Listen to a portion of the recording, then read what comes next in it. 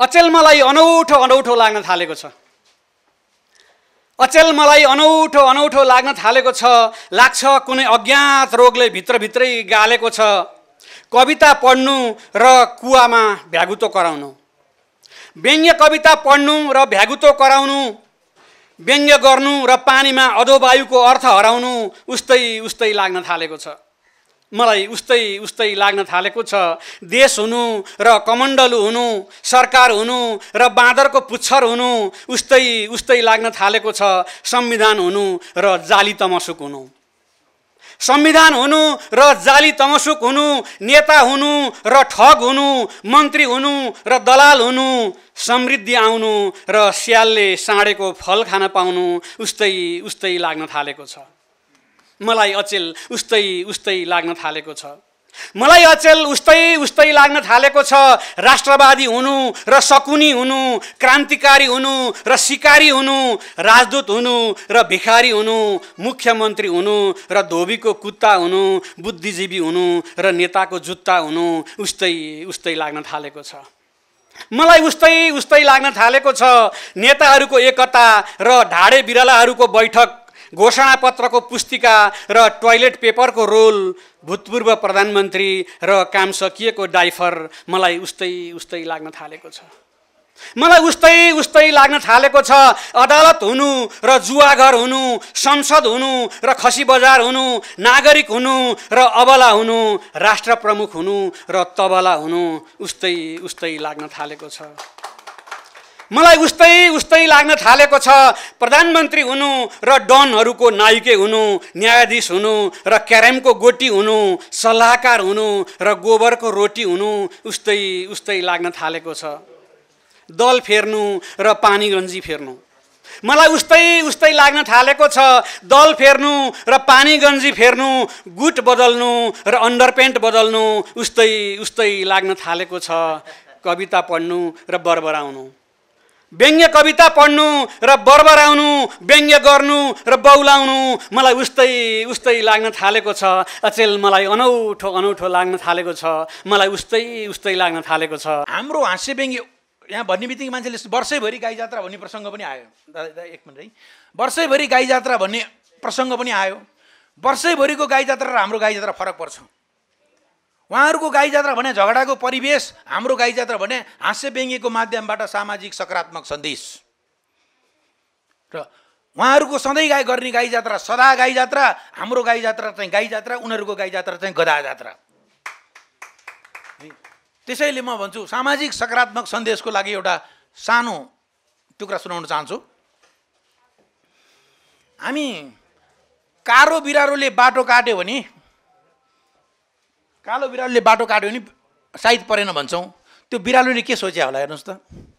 युरोपतिर अमेरिकातिर बिरालो पारे हुन्छ, कत्रो सम्मान गरे हुन्छ।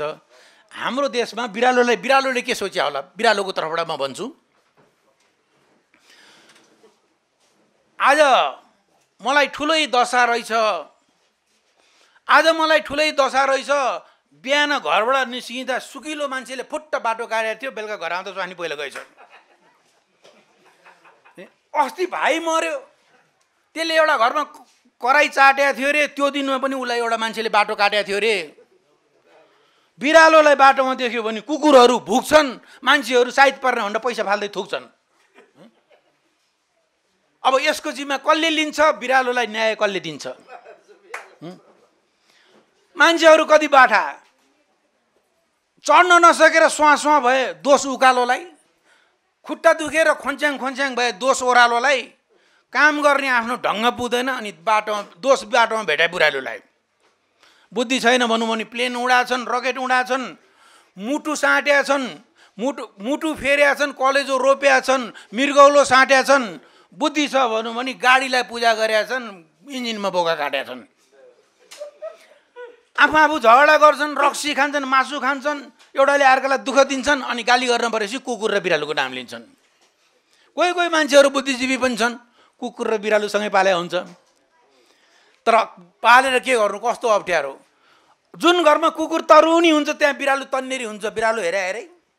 जुन घरमा बिरालो तरुनी हुन्छ, कुकुर तन्नेरी हुन्छ, कुकुर हेरे।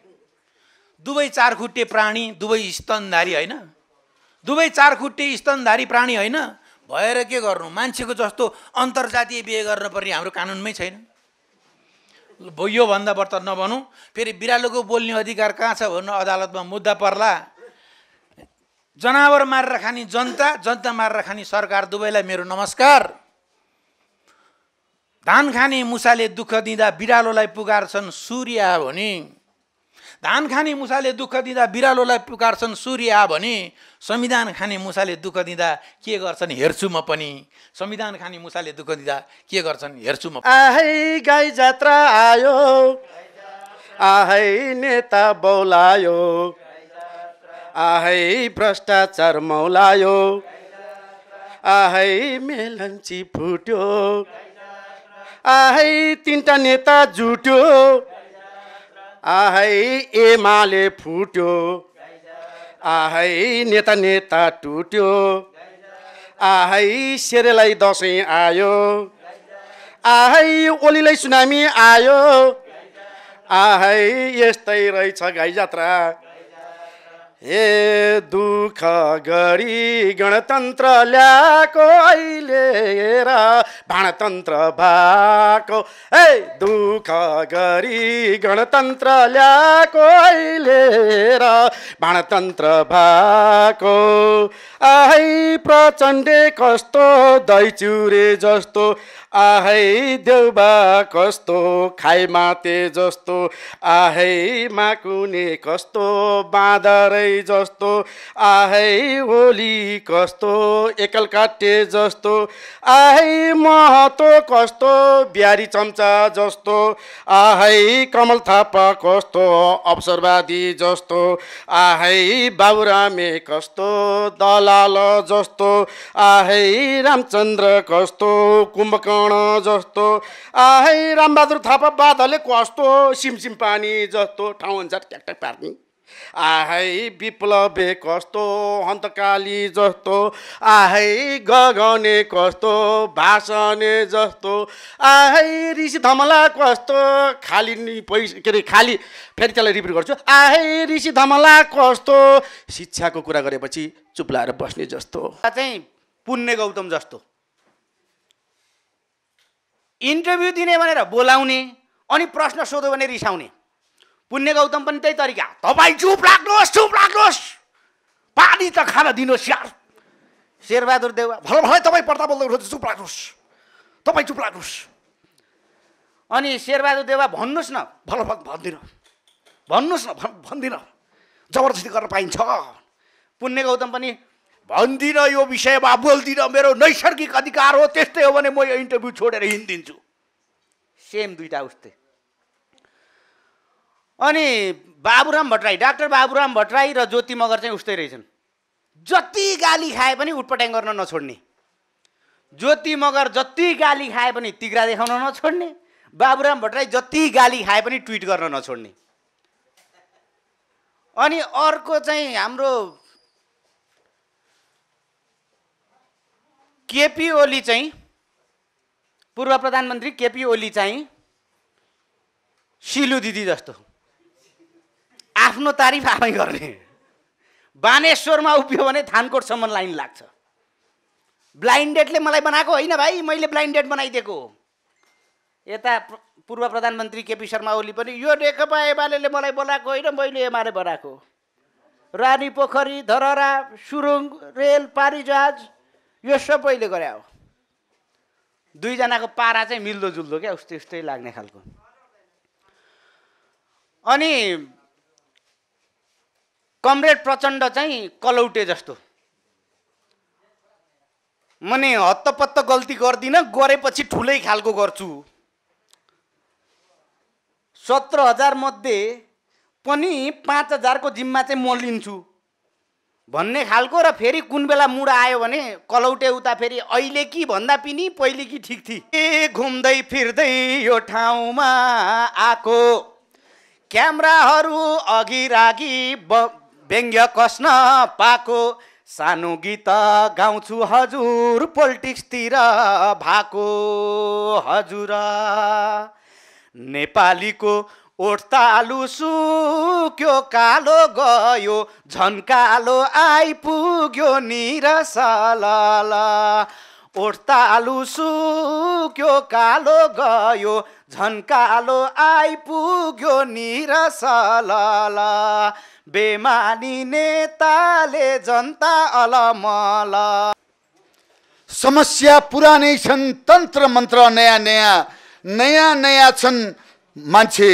बोली नयाँ नयाँ पुरानो पुरानो छन् मान्छे बोली नयाँ नयाँ धामी झाँक्री पुरानै छन् तन्त्र मन्त्र नयाँ नयाँ छानी छानी मन्त्रालय कुर्सी नयाँ नयाँ बाँदरको हातमा नरिवल धन्यवाद सेती खोला चाहिने जो फनकै घुमेको माछी छैन चाहिने जो जल्केलाई बुनेको सेती खोला चाहिने जो फनकै घुमेको माछी छैन चाहिने जो जल्केलाई बुनेको सपनीमा चाहिने जो सपनी देख्छु निदरीमा चाहिने जो सपनी देख्छु दौन कलम चाहिने जो मायाको नाम लेख्छु राता मकै चाहिने जो क्या राम्रो फुल उठ्छ राम्री केटी चाहिने जो नबोले मन दुख्छ हुनुहुन्छ सन्चै हुनुहुन्छ होइन के गर्ने कति नै मैले कोरोना ल्याइदिए जस्तो गरेर तपाईँहरू अब मसँग रिसाउनुहुन्छ त्यो मैले कोरोना ल्याइदिएको होइन त्यो कोरोनालाई निम्ता दिनु गयो भने त्यो कोरोना आउँछ है त्यो निम्ता दिनु गएन भने त्यो कोरोना आउँदैन जस्तो तपाईँ भिडभाडमा नजानुहोस् कोरोना आउँदै आउँदैन घरमा बस्नुहोस् कोरोना आउँदै आउँदैन बेला बेलामा त्यो हात धुनुहोस् कोरोना आउँदै आउँदैन मास्क लाउनुहोस् आउँदै आउँदैन त्यो निम्ता दिनलाई घरमा बाहिर गएर मिउँ भनेर मैले फिल्म बनाएको छु मैले फिल्मबाट पैसा कमाएको छु म उद्योगपति हो म डन हो मैले 3-4 गीत गाएर सारा दर्शकहरूले मैले गाएको गीत चाहिँ एकदमै मुखमा धुनिन्छ भनेर सान निकाल्न गयो भने चाहिँ कोरोना लाग्छ है होइन भने कोरोना चाहिँ लाग्दैन कुरो बुझेको हो त्यसले गर्दाखेरि चाहिँ फेरि अर्को एउटा कुरो पनि सुन त्यहाँ यो अहिले बर्खा लागेको छ यो व्यङ्ग होइन यो शिक्षा हो व्यङ्ग हाँस्य व्यङ्गले व्यङ्ग गरेन भनेर दिक्क मान्नु होला म व्यङ्ग गरिनँ व्यङ्गटी टप कलाकारहरूले अघि गरिसक्यो अब घरमा तपाईँहरूको त्यो बुढाबुढी होला है बाहरू होला त्यो अक्सिजन लगाएको त्यो आमालाई चाहिँ त्यो सल्यान पानी दिएको अर्को मान्छे बुढी दिदीलाई चाहिँ त्यो खुट्टा उभ्याएर त्यसलाई बोकेर त्यो त्यो त्यो त्यो के भन्छ त्यो त्यो समातेर टोयलेट लगिदिने अहिले बर्खाको बेला छ त्यो टाटपन टटार खुवाउनुपर्छ यो पानीले नै हो एकदमै त्यो रोग ल्याउने त्यस कारण टाटपन टटार खुवाउनुपर्छ साथसाथै त्यो बच्चाहरूलाई पनि हेल्प गर्नुपर्छ है तिमीहरूले त्यो हुँदैन त्यो बच्चाहरूलाई पनि त्यो जहाँ पायो त्यहीँ खेल्छ जस्तो पायो त्यो हात खेला त्यो फोहोरमा समात्छ हात धोएर त्यो गर्नुपर्छ बेला बेला हात मुखमा लागिरहन्छ त्यस्तै बेला हो त्यो हैजा लाग्ने त्यो दिशा लाग्ने कोरोना लाग्ने त्यस्तो गर्नको लागि तपाईँ हामी त्यो सक्षम भएको अलि टन्डरी अलि बलियो बाङ्गो मान्छेले चाहिँ त्यसरी सेवा गर्नुपर्छ हामीलाई दानी चाहिएको छ हामीलाई दानी चाहिएको छ देश छोडेर भाग्ने अशरफ गानी होइन हामीलाई गान्धी चाहिएको छ गद्दाफी होइन हामीलाई र देशलाई माया गर्ने हामीलाई योद्धा चाहिएको छ तर गधा होइन हामीलाई राम चाहिएको छ हामीलाई राम चाहिएको छ रावण होइन हामीलाई युधिष्ठिर चाहिएको छ दुशासन र दुर्योधन होइन हामीलाई सिद्धार्थ गौतम बुद्ध चाहिएको छ हामीलाई सिद्धार्थ गौतम बुद्ध चाहिएको छ अक्रान्त र अशान्ति होइन हामीलाई शान्ति चाहिएको छ कुशान्ति होइन हामीलाई भीमसेन थापा र बलभद्र कुँवर चाहिएको छ हामीलाई भीमसेन थापा र बलभद्र कुँवर चाहिएको छ लेन्डुब र जिग्मे सिंहमे होइन हामीलाई कुशासन चाहिएको छ सुल्तान होइन हामीलाई आङ सान सुकी चाहिएको छ शोषकी र सुखी होइन हामीलाई मण्डेला चाहिएको छ हामीलाई मण्डेला चाहिएको छ हिटलर होइन हामीलाई शेख मुजिबुर रहमान चाहिएको छ दादा ईद अमीन होइन हामीलाई महाराजा शिवाजी चाहिएको छ अयुब खान होइन हामीलाई अब्राहम लिंकन चाहिएको छ गोली बारुद र गन होइन हामीलाई बीपी र पुष्पलाल चाहिएको छ हामीलाई बिपी र पुष्पलाल चाहिएको छ, शिशुपाल होइन। हामीलाई कुलमान चाहिएको छ, नेताको पछाडि हिँड्ने हनुमान होइन। हामीलाई देश चाहिएको छ, दशा होइन। हामीलाई देश चलाउने राम्रो शासक चाहिएको छ, फटा होइन।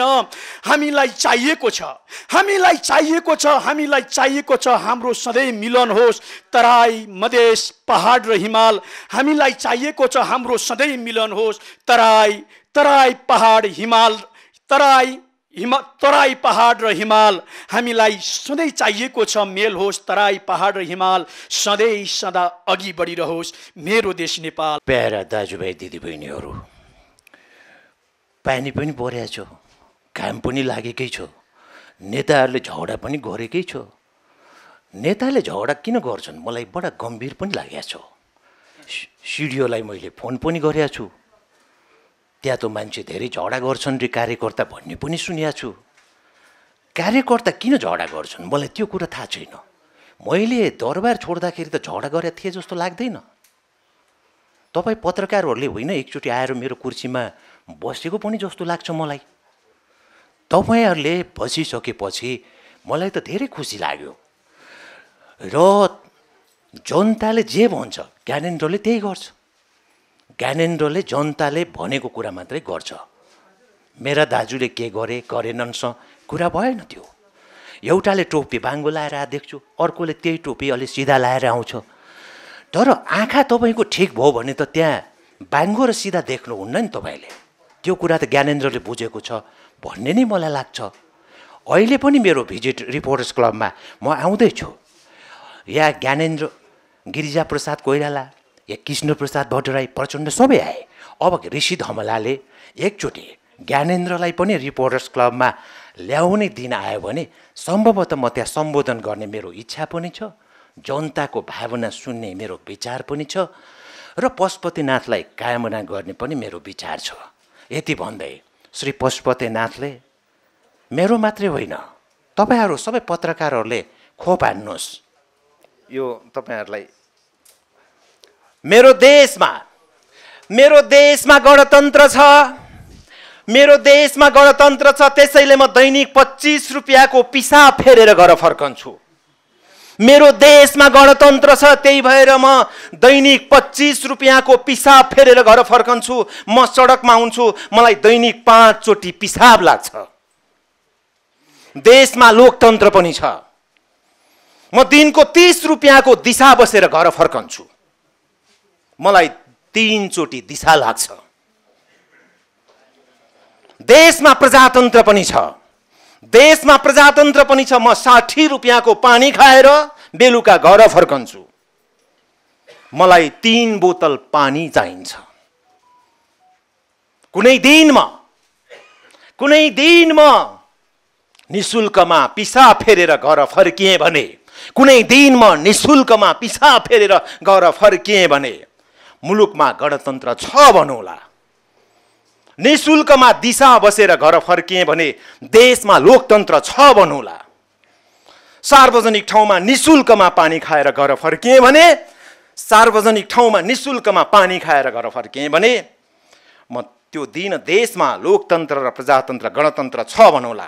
न पिसाब फेर्न पाउँछु, न दिशा बस्न पाउँछु, न प्यास लाग्दा पानी पिउन पाउँछु। कसरी भनौँ अनि देशमा गणतन्त्र छ, लोकतन्त्र छ, प्रजातन्त्र छ भनेर। त्यसैले मलाई निशुल्कमा च्यापिएको पिसाब फेर्ने गणतन्त्र चाहिएको छ, मलाई निशुल्कमा दिशा बस्ने गणतन्त्र चाहिएको छ, मलाई निशुल्कमा पैदल हिँड्दा पानीको प्यास मेटाउने गणतन्त्र चाहिएको छ।